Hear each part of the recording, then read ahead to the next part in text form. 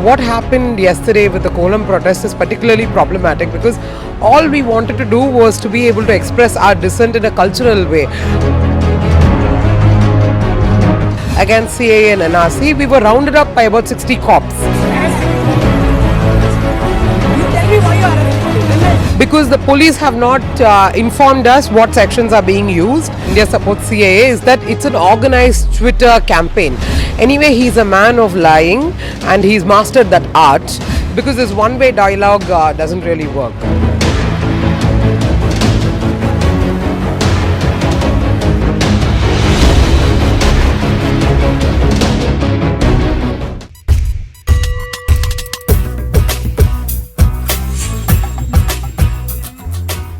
What we are witnessing in Chennai is a complete clampdown on the right to protest. The police are repeatedly asking us the question of whether we've taken permission for protesting. But the reality is simply that even if we took permission for protesting or even if we applied permission for protesting, they're going to deny it. The entire point is to have something over our head to call us criminals for exercising our democratic right and exercising our constitutional responsibility and duty, which is to protect the constitution. And in our opinion, CAA, especially when it is combined with NRC and NPR, is an absolute threat to the constitution and the values of the constitution. So that's basically why people are out protesting. What happened yesterday with the Kolam protest is particularly problematic because all we wanted to do was to be able to express our dissent in a cultural way. We wanted an artistic expression of our dissent, and we thought it should be a political margari and not just a margari where it's all fun and games. About 5-6 of us came out to put simple, humble columns against CAA and NRC. We were rounded up by about 60 cops. This shows the imbalance between the state machinery and the ability of individuals to be able to express themselves.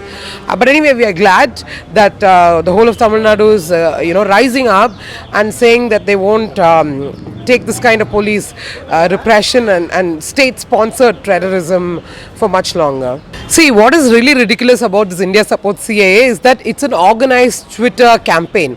In fact, their strategy documents, their draft tweets are all already leaked.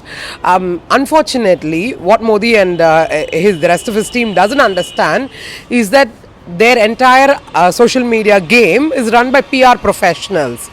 That might be working for a little bit of time, but the whole uprising against CAA and uprising against the organized fascism is an organic one.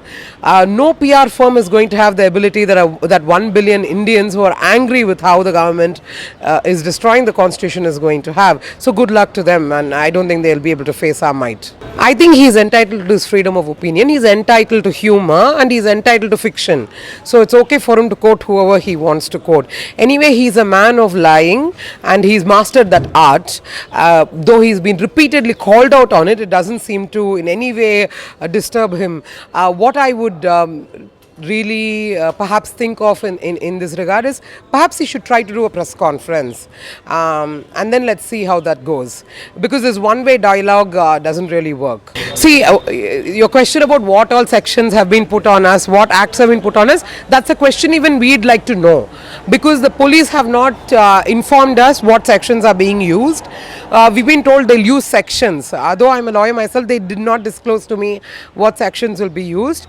I'm assuming they will try and muster up whatever sections it is that they think is possible. I think there are a million ways to dissent, and the more creative we are, the more individualistic we are in how we dissent, the more difficult it will be for this establishment to shut us up.